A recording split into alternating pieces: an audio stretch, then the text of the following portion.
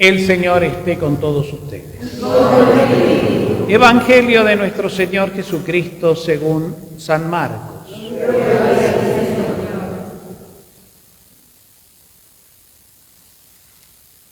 Un día, al atardecer, Jesús dijo a sus discípulos: crucemos a la otra orilla. Ellos, dejando a la multitud, lo llevaron en la barca así como estaba. Había otras barcas junto a la suya. Entonces se desató un fuerte vendaval y las olas entraban en la barca, que se iba llenando de agua. Jesús estaba en la popa, durmiendo sobre el cabezal. Lo despertaron y le dijeron: Maestro, ¿no te importa que nos ahoguemos? Despertándose, él increpó al viento y dijo al mar: silencio, cállate. El viento se aplacó y sobrevino una gran calma. Después les dijo: ¿por qué tienen miedo? ¿Cómo no tienen fe? Entonces quedaron atemorizados y se decían unos a otros: ¿quién es este que hasta el viento y el mar le obedecen? Palabra del Señor. Lo vamos a hacer. Bueno, muy queridos hermanos, siempre sentí la sensación que a medida que los domingos van pasando en lo litúrgico, ¿no? Los domingos del año litúrgico, sobre todo en este tiempo durante el año o tiempo ordinario que estamos viviendo, la palabra de Dios uno percibe como que va penetrando más a lo hondo, es decir, como que va queriendo llegar más al núcleo, que de alguna manera, viéndolo desde la vida de Jesús, es un poco lo que Él fue haciendo en el transcurso de su vida pública junto a la gente, especialmente con sus discípulos, con los más cercanos e íntimos, ¿no? Es como que paulatinamente los iba llevando por un camino que ellos no entendían y desconocían. Pero Jesús no se detenía, si bien como buen maestro iba despacio, no presionaba nada, porque entendía que la mentalidad de ellos estaba programada para determinadas cosas y pretendían o esperaban un Mesías y se sentían orgullosos de que éste podía ser el Mesías, pero un Mesías como lo esperaba el judío, como lo esperaba el pueblo de Israel, un tipo que iba a llegar a tener poder, y ellos se sentían elegidos, y por eso inclusive, como ustedes saben, discutirían más tarde sobre los primeros puestos y los primeros cargos y todas esas cosas muy humanas, ¿no? Que Jesús sabía y los escuchaba tantas veces pelearse, y Jesús tomaba distancia, ¿no? Porque sabía que todavía no había llegado su hora. Inclusive hasta cuando Jesús le dice a Pedro, ¿no? Por esa revelación que tiene Pedro cuando lo confiesa: tú eres el Mesías, el Hijo de Dios, y Jesús le contesta: esto te lo ha dicho mi Padre, esto no es que lo sepas vos, fue una revelación, por eso tú serás Pedro, ya no Simón, y sobre esta piedra edificaré mi iglesia, ¿no? Como dándole un lugar por sobre los demás, cosa que a los demás obviamente eso no les cayó nada bien. Y si nos acordamos de los hijos de Zebedeo, que un poco alentados por la madre van a pedirle: bueno, Señor, ya que pronto llega tu reino, ya que vas a Jerusalén a definir tu reino, queremos sentarnos cuando llegue ese día uno a tu derecha, otro a tu izquierda, tener los poderes más importantes, los cargos más significativos de tu reino. Y Jesús les dice: ustedes no entienden lo que están pidiendo. Ni Pedro se imaginaba esto de ser la piedra. Tuvo que pasar mucho tiempo, tuvo que pasar un camino muy largo, y ese camino muy largo pasó necesariamente por la gran purificación del dolor, de la cruz, de la muerte, la dispersión, la crisis, esa crisis de decir: ¿cómo? Tal es así que Pedro mismo, cuando Jesús revela, miren que el Hijo del Hombre va a Jerusalén, y esta subida a Jerusalén, porque todos los años lo hacían, esta subida a Jerusalén va a ser la última. El Hijo del Hombre va a padecer, va a ser maltratado, va a ser dejado de lado y las autoridades lo van a condenar a muerte.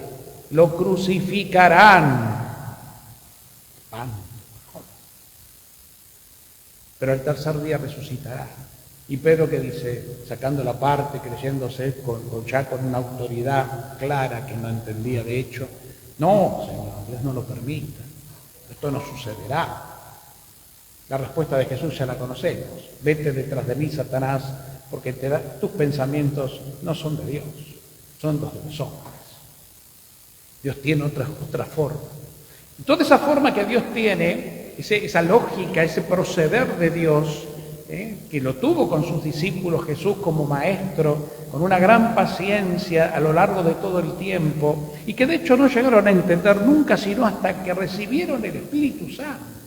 Es decir, esa experiencia interior que vino de Dios y que realmente les cambió el corazón, y ahí sí, con los dones del entendimiento, y muchos más pudieron realmente entender, ¿no?, lo que esto significaba y qué era esto de ser el Mesías y qué significaba el reino. Y ahí comprendieron y llevaron a cabo, ya sí con decisión, pero con un poder recibido, lo que Jesús le dijo: ustedes tendrán que ir a anunciar, serán mis testigos hasta los confines de la tierra. Entonces, hermanos queridos, hoy con los textos que se nos presentan un poco, los textos en este lenguaje tan significativo, ¿no?, lo que están hablando es de nuestro proceso. El cristiano que quiere seguir a Cristo necesariamente tiene que asumir un proceso interior de grandes purificaciones, grandes renuncias, grandes muertes, para poder realmente encontrar el camino de la verdad y no vivir una fe a medias, donde el mundo aprovecha para distraernos y dividirnos. El cristiano está llamado a una profundidad realmente, pero que donde Dios te lleva, y a dejarse llevar, lo que implica un riesgo. El riesgo de aceptar morir a las seguridades del mundo. La primera lectura que hoy nos presenta esta liturgia de este domingo 12º es un pasaje de la vida de Job. Ustedes más o menos conocen la vida de Job. Job lo tenía todo, era un hombre muy bendecido, pero muy ferviente, muy unido a Dios, un hombre de una fe verdadera. Y el demonio pacta aparentemente con Dios y le dice: ¿sabes por qué Job te quiere tanto y te es tan fiel? Porque lo tiene todo. Claro, así cualquiera te es fiel. Sácale todo y vas a ver si te sigue. Y entonces Dios le dice al demonio: bueno, yo te voy a dar autoridad para que le saques todo, pero a él no lo toques. Y comienza a sobrevenir sobre la vida de Job una gran desgracia y lo pierde todo, especialmente la muerte de sus seres queridos, de sus hijos, y queda en la nada misma. Pero él persevera. Él hasta llega a decir: bueno, Dios me lo dio, Dios me lo quitó, bendito sea el nombre de Dios. Y permanece fiel, aunque inclusive los que lo rodean le dicen: ¿cómo podés permanecer fiel a tu Dios que te dejó en la lona, que te lo quitó todo? Pero él persevera, con grandes crisis, con grandes angustias, hasta donde le dice a Dios en algún momento: Señor, yo esto no lo soporto más, prefiero morir, matame, me quiero morir, me supera. Pero Dios le va dando la fuerza, lo va acompañando, no lo deja solo, no le suelta la mano. Y hoy, en estos breves versículos del capítulo 38, le recuerda a Dios: ¿acaso, Job, no soy yo el dueño de todo? ¿No soy yo que en medio de la tempestad le puso al mar sus límites? El mar que representa también en la literatura bíblica justamente las fuerzas oscuras, las fuerzas negativas, ¿no? Pero no soy yo quien tengo control sobre eso, ¿no? Y lo dice poéticamente, ¿no? cuando le puso una nube por vestido al mar y pañales como densos nubarrones. Yo tracé un límite alrededor de él, le puse cerrojos y puertas y le dije, llegarás hasta aquí, no pasarás. Aquí quedarán las soberbias de tus olas, ¿no soy yo? Sí, y bueno, y entonces, no hay ningún mal que te pueda suceder, que pueda superar mi poder, pero que a veces es necesario pasar por él. Y si esto lo trasladamos al mismo Jesucristo, para alcanzar y traernos la redención, fue necesaria la pasión, la muerte, para luego resucitar. En la segunda carta, o mejor dicho, lectura, que es de la segunda carta a los Corintios, que venimos leyendo también, del apóstol San Pablo, justamente el apóstol hace referencia a eso, ¿no? Que ya en Cristo resucitado somos seres nuevos, tenemos que darnos cuenta de eso. Estamos en el mundo, pero en nosotros ha sucedido una gracia que nos ha purificado y nos ha hecho nuevos, nos ha hecho renacer una vida nueva. Y ya es Cristo en nosotros, el poder de aquel que resucitó nos habita. Entonces hay que recordarlo a eso, hay que vivirlo a eso. Hay que dejar que esa fuerza interior y que ese espíritu, que es amor, nos ilumine para que nos vaya guiando y nos vaya llevando por el camino realmente de la plenitud, de la verdadera felicidad, y podamos ir dejando los engaños del mundo. El mundo no nos tiene que dominar a nosotros, sino nosotros, desde la postura de Dios y de Cristo, tenemos que evangelizar el mundo. Tenemos que ser protagonistas cristianos en medio del mundo, que de cristiano no tiene nada. Pero para lo cual es necesaria una conciencia. El que vive en Cristo es una nueva criatura. Lo antiguo ha desaparecido en él, porque un ser nuevo se ha hecho presente. El día de tu bautismo, ese ser nuevo se hizo presente. Por eso el bautismo es una nueva creación. Vos no sos un hombre viejo, ni estás condenado a los parámetros que el mundo te pone, aunque el mundo te castigue, aunque en el mundo tengas que sufrir pruebas. Y aquí viene un poco lo que presenta el Evangelio, ¿no?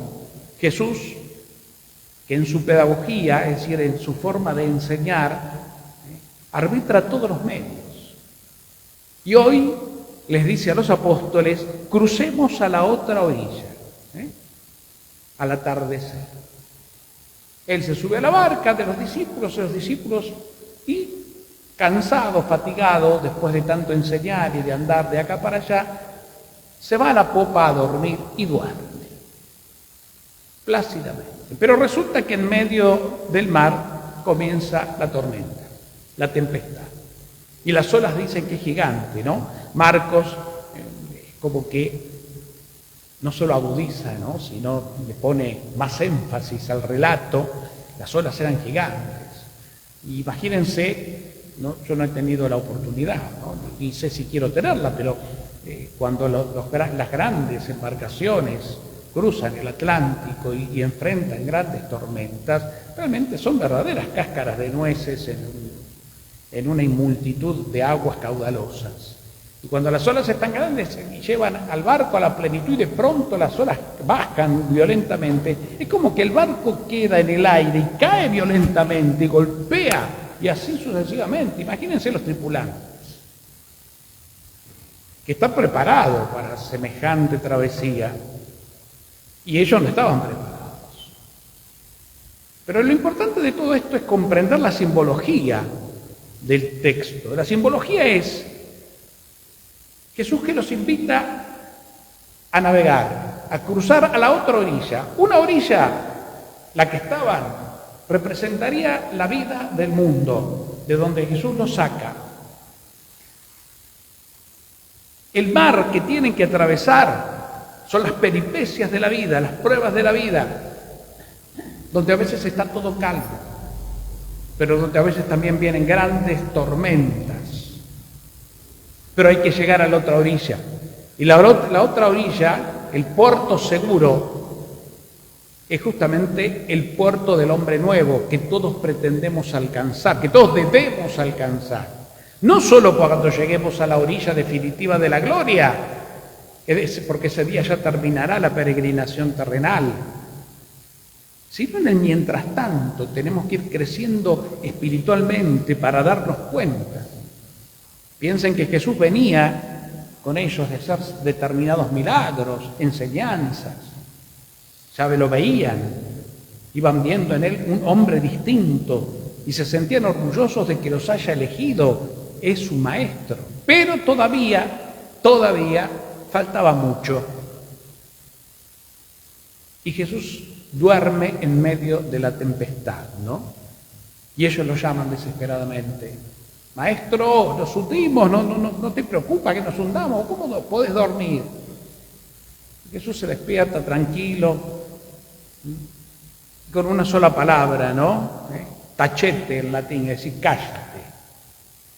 Se calla, el mar se calla, las olas callan, y viene una gran tempestad. Él increpó al viento y al mar, silencio.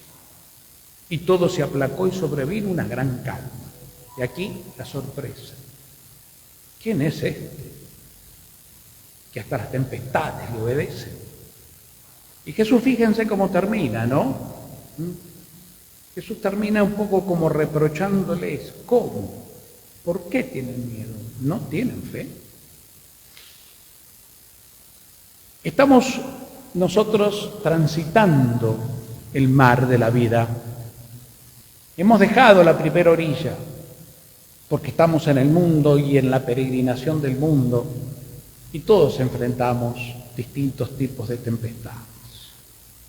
Las nuestras interiores, que están adentro, ¿no? En esa lucha interior del hombre viejo con el hombre nuevo, donde nuestros montón de situaciones personales, íntimas, que cada uno las tiene, producto de su propia historia, de su herencia, de las luchas de la vida, de las heridas producidas a lo largo de nuestra propia historia, las angustias que todavía no las tratamos de superar y en Dios, pero siguen ahí lastimándonos, las pérdidas injustas de seres queridos, y la situación que también nos rodea, donde vienen grandes olas, ¿no?, que no nos dejan en paz. Parecería que no existen tiempos de calma. ¿Hasta cuándo, no? Pues si no viene por derecha, viene por izquierda. Todas estas realidades tan humanas que todos tenemos, y esto es bueno que lo veamos en esa mirada interior de cada uno. ¿Por qué esto me pasa? ¿Por qué no puedo? ¿Hasta cuándo? ¿Por qué ese ensañamiento? ¿Por qué ese golpe bajo que no esperaba? ¿Por qué no hay verdad? ¿Por qué no hay palabra? ¿Por qué la mentira? Y muchas cosas que cada uno tiene que ver las propias. Son parte de este navegar en terrenos inseguros, en mares embravecidos. Pero Jesús está. Y son necesarias estas pruebas para justamente estas tormentas pasarlas en el Señor, sabiendo que no tenemos que caer en la desesperación, que no tenemos que permitir que la desesperación de la angustia nos supere, ¿no? Acordémonos de las palabras de Jesús. ¿Por qué tienen miedo? ¿Por qué no tienen fe? Porque ahí está la maduración del cristiano. La maduración del cristiano es interior y va caminando y se va logrando en el proceso de la vida. Los momentos de oración, los momentos de retiros, los momentos de espiritualidad, de reflexión, que los tenemos que tener como grandes alimentos, porque son estos encuentros privados con Él, o comunitarios, como en este caso con Él, son fundamentales, pero se van a ir desarrollando y se van a ir probando en lo cotidiano, cuando salgamos de acá, y cuando enfrentemos la semana, la vida, que ya tiene un pasado, ya tiene un camino recorrido, y lo que vendrá. Entonces aquí el Señor está. Aquí el Señor está. Y no te olvides de eso. Señor, estás conmigo. Aunque haya incertidumbre, aunque el puerto seguro todavía no se vislumbre, pero vos nos vas a llevar a ese puerto seguro. Y la opción, que es lo que más nos cuesta, es darle el timón a Él. Tomá, Señor, pilotea vos la barca. Te doy el timón de mi vida. Te lo entrego todo. Obra en mí. Es parte de nuestro ejercicio espiritual del cada día. Es parte de nuestra entrega cotidiana en la fe. Y no olvidarnos de esto nunca.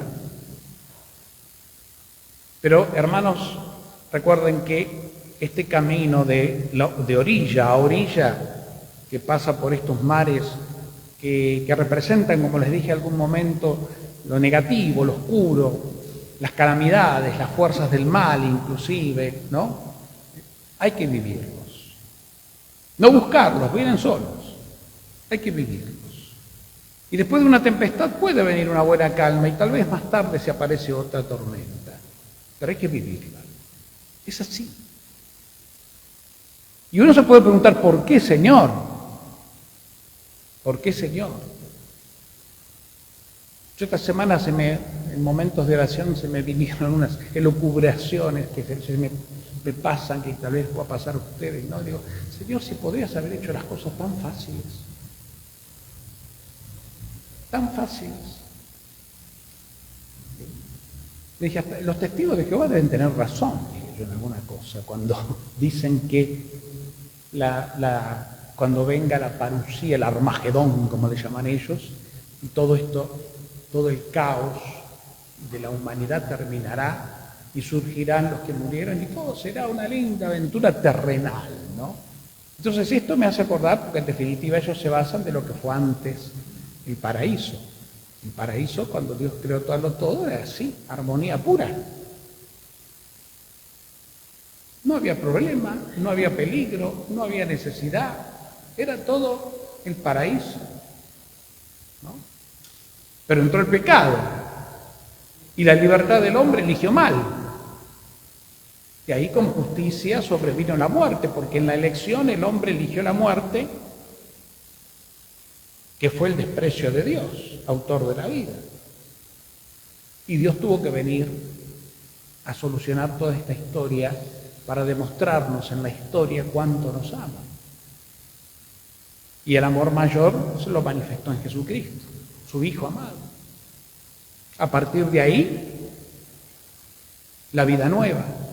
Pero en el mientras tanto, ya revividos por Cristo, todavía necesitamos pasar en este mundo por el camino de la purificación y de las tormentas. Entonces decía Dios, Señor, entonces era necesario, si sos tan poderoso. Esas preguntas que nos hacemos, ¿no? Preguntas del hombre, como cuando vemos desgracias naturales, muertes de inocentes y tantas cosas. Señor, ¿por qué? Si vos sos Dios. Y ahí el silencio de Dios se transforma en una respuesta misteriosa donde uno interpreta que, y yo al hombre lo cree por amor y con libertad. El problema es que hace mal uso de su libertad. Y en el mal uso de la libertad pasa lo que pasa. Se olvidan de mí y pierden la fe. Y en el sálvese quien pueda, ustedes vieron, habrán visto Titanic, ¿no? ¿Se acuerdan del famoso Titanic cuando se hunde el barco? La desesperación de los que están ahí es, bueno, para mantenerse a flote me agarro del otro, que me agarro que se hunde el otro, pero yo quiero estar a flote. Los manotazos de ahogado que llamábamos, ¿no? Eso es lo que pasa. Cuando no está Dios pasa eso. Vivimos a manotazos. ¿Y qué me importa que el otro se ahogue? Lo importante es que yo esté a flote y zafe. Así está la humanidad. Por eso, los manotazos de ahogados o las tablas de flotación, ¿cuáles son? El poder. El que más poder tiene, más seguro se siente, cuando en definitiva, tarde o temprano, sin Dios se va a hundir. Porque aquí todo pasa. Son misterios de la vida. Y el cristiano verdadero hace en su camino espiritual un camino del misterio, porque la fe ya es un misterio, porque decirle que sí a Dios y ponerse en sus manos ante las tempestades más agudas de la vida es un misterio, al cual no todos están dispuestos. Por otro lado, otros prefieren quedarse en la orilla. No, vayan ustedes. No, yo me quedo acá, sí estoy bien acá. Pero no hay avance, no hay desarrollo, no hay maduración, no hay perspectiva. Y ahí podríamos entrar en el tema del compromiso por el reino. ¿Quién se compromete por el reino? O sea, hay gente que se compromete, desde luego, pero ¿cuántos prefieren lo otro? Lo seguro, la tierra firme. Y me quedo en mi comodidad o me quedo en mis cosas que me dan seguridad. Hermanos, y termino, es hermoso me parece hoy lo que nos propone la palabra de Dios, porque nos va metiendo en una conciencia que Dios quiera, el Espíritu Santo nos la ilumine, ¿no? Porque en esto el que pueda entender que entienda, y el que quiere oír que oiga, diría Jesús. Pero la vida espiritual es una vida donde hay que pasar de una orilla a la otra, asumiendo los riesgos de las tempestades, que son inevitables, pero con la diferencia de que quien las pasa con Dios y quien sabe recurrir a Jesús con fe y esperanza, no tiene a nada que temer, porque vendrá la calma. ¿Y la calma dónde viene? Al corazón. Al corazón. Estoy en tormenta, pero estoy en paz. El riesgo está. Y vienen las olas con distintos nombres y de cualquier lado, en las menos esperadas a veces. Pero estoy en paz. Porque yo sé en quién he puesto mi fe. Yo sé en quién he puesto mi confianza. Por eso estoy en paz. Y cada vez esa paz se va haciendo más notable. En el camino, en el paso se va haciendo más notable, misteriosamente, porque cada vez le voy entregando más mi vida a Él.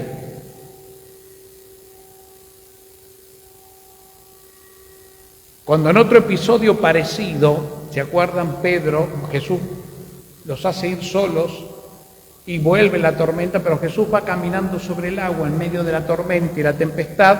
Pedro, todos gritan, es un fantasma. Jesús dice, no, soy yo. Y Pedro, ¿qué le dice? Bueno, si sos vos, que yo también camine sobre el agua. Bueno, vení. Y Jesús baja, y Pedro baja. Pero desconfía. Y el miedo puede más que aquel que lo llama y lo invita a caminar y a ir hacia él. Por eso se hunde.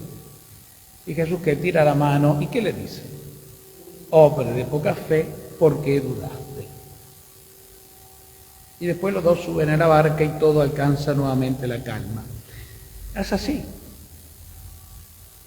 Nuestro camino espiritual, hermanos, para que alcance madurez y seamos cristianos felices, es decir, en paz de los hijos de Dios, la verdadera paz que nadie después te puede quitar, aunque el sufrimiento la acompañe, porque una cosa es sufrir con la paz del Señor en mí, en donde yo se lo entregué todo y estoy en paz, que aquel que sufre las tempestades y vive desesperado o quiere salvarse solo. Es muy distinto. Es más seguro que perezca. ¿Y perezca en qué? Y en la angustia, en la tristeza, en la desesperación, que lo puede llevar por caminos realmente letales. Nosotros estamos llamados a esto. Bueno, yo se los dejo, miren, que lo mediten en su oración personal, que lo rumeen, que no sé, vuelvan a sus Biblias en la semana Y vuelvan al texto. Y escúchenlo a Dios.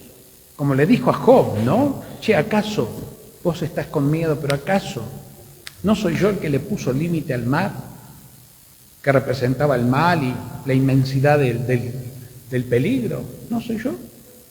Yo lo acomodé, quédate tranquilo. Yo estoy por encima de todo. Por eso la respuesta de los discípulos, ¿quién es este? El Hijo de Dios. Yo soy yo, acá estoy. Entonces, tomen el texto. Les mando tarea para el hogar, pero en la vida interior. Búsquense esos espacios tranquilos de la semana, en la semana un día, una tarde, un rato, y vuelvan al texto. Y cotéjenlo desde su propia realidad, ¿no? En esto de lo que San Benito enseñó a sus monjes y que llega a nuestros días, y que es tan simple pero tan hermoso, la lección divina. ¿Qué dice el texto? Ahora, ¿qué me dice a mí? ¿Cuáles son mis tempestades? ¿Cuáles son mis olas? ¿Cuáles son mis dudas? ¿Cuáles son mis temores? ¿En qué parte estoy ahora yo en mi pobre barca atravesando la tormenta? Y Jesús, ¿qué estás? Señor, dale, despertate. Recurro, porque no estoy solo. No estoy solo. ¿Y qué le respondo yo? ¿No? ¿Qué dice? ¿Qué me dice? ¿Qué le digo? ¿Y qué te puedo decir, Señor? Más que acá estoy, confío en vos y te agradezco. Vivir la vida así, en esta perspectiva de la comunión con Dios y de la fe, aún en medio de la tempestad, que es el proceso del hombre en la tierra, el proceso madurativo de lo esencial en su vida, encararlo en esta dimensión es la clave para crecer y para ir cada vez experimentando las consecuencias de esta intimidad y de este crecimiento de fe, que es paz, que es aprender a ver la vida desde otro ángulo, porque sabemos que llegaremos a puertos seguros, sanos y salvos. Pero las olas hay que bancárselas. Las tempestades, de una u otra manera, vienen. Es una vida inquieta. A veces no nos decimos, ay, ¿cuándo llegará la paz? Ya basta, ya termino con una, viene otra. ¿Cuántas veces decimos eso? Pero es así. Por eso el Señor lo dijo, yo a este mundo no le vine a traer la paz, pero les vengo a traer algo mucho más profundo, o sea, la paz humana. Les vengo a traer otro tipo de paz. Bueno, mis queridos hermanos, demos gracias al Señor como siempre porque nos habla y creo que su mensaje es vida. Ojalá lo aprovechemos, no nos vayamos de acá como oyentes olvidadizos. Vayámonos de acá como bendecidos e iluminados por una voz de lo alto que nos habla el corazón. Sintámonos realmente elegidos. Aquí están los que Dios quiere que estén. Yo recién estaba sentado allá confesando y me decía, qué pocos que son. Pero hoy después, ahora me vengo de este lado y me viene esto otro. Somos los que tenemos que estar. Somos los elegidos. ¿Por qué? No sé. Pero somos los elegidos. Y si somos los elegidos, lo único que necesita el Señor es que le digamos, sí, Señor, te quiero seguir. Acepto la elección. Vamos. Que María, nuestra Madre, amada Madre, que también tiene sus cosas la Virgen, digo yo, ¿no? Tiene sus cosas, ¿no? Porque ella también tiene sus formas de mamá, porque coinciden con el Hijo, obviamente, tienen la misma forma de actuar en la vida. Y a veces nosotros le pedimos a la Virgen como al Señor determinadas cosas, pero ella tiene otros planes. Espera, hijo mío, venite, tranquilo. No va a ser eso, pero lo que va a ser mejor. Espera y confía. Que así sea.